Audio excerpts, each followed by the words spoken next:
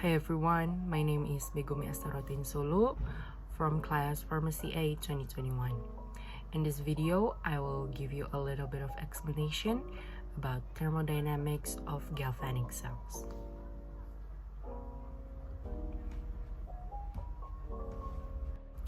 A galvanic cell is an electrochemical system in which a potential difference occurs between an anode and the cathode due to electrochemical reactions. This potential difference is called the equilibrium cell potential.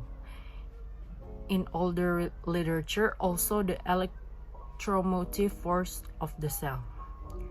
The anode is that the electrode at which oxidation takes place is charged negatively. The cathode is that the electrode at which reduction takes place is charged positively.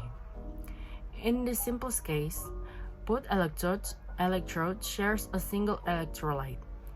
If it is not so, the galvanic cell is made up of two or more half cells. The half cell is formed by an electrode and an electrolyte that surrounds it. Note, in electrochemistry, the term electrode is commonly used as a synonym to the term half cells. Example, calomel electrode or glass electrode. A galvanic cell is an electrochemical cell in which a spontaneous chemical reaction is used to generate an electric current. Therefore, it can be used as a source of electrical power. By their nature, galvanic cells produce direct current which can be used to do work such as turn a portable CD player or a laptop computer or power a light. Therefore, they have achieved considerable practical importance. On the other hand, electrochemical cells are also valuable laboratory instruments because they can be used to determine the equilibrium constant in the cell reaction, mean activity coefficients for ions.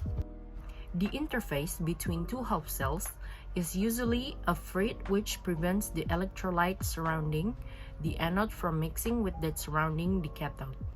A potential difference occurring at the interface between the two electrolytes is called the diffusion or liquid junction potential.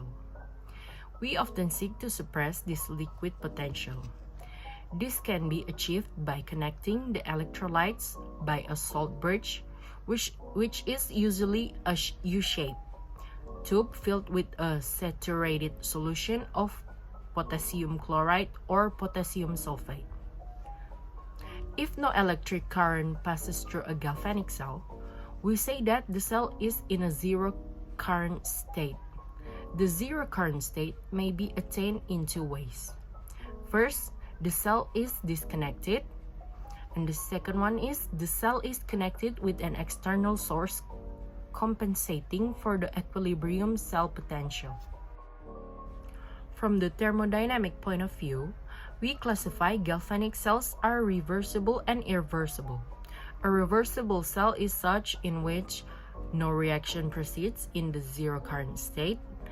If the voltage of the external source exceeds the cell potential, the same reactions take place in it as in a cell without any external source, but in the opposite directions. Example.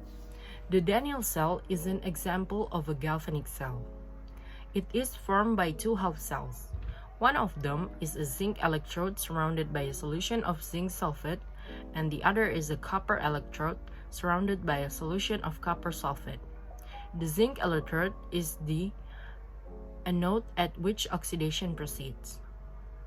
The copper electrode is the cathode at which reduction proceeds.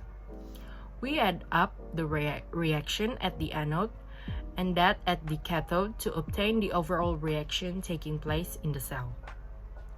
If the electrodes are connected by first-class conductor, electrons travel through the conductor from the anode to the cathode.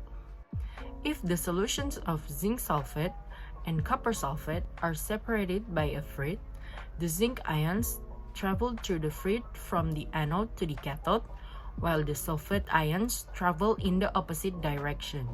The liquid potential originates at the interface. The next one is symbol used for recording galvanic cells. Galvanic cells are schematically recorded in a line, with the following conventions applied. First, the anode is written on the left, the cathode on the right. Their charges may but do not have to be marked. Second one, the phase interface is marked by a single vertical bar. We find it at the place of a contact of the electrode and the electrolyte, two electrolytes separated by a frit, or at the place of contact of an undissolved salt and a metal in the case of electrodes of the second type.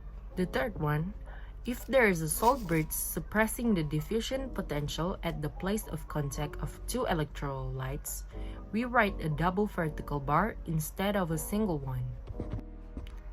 4.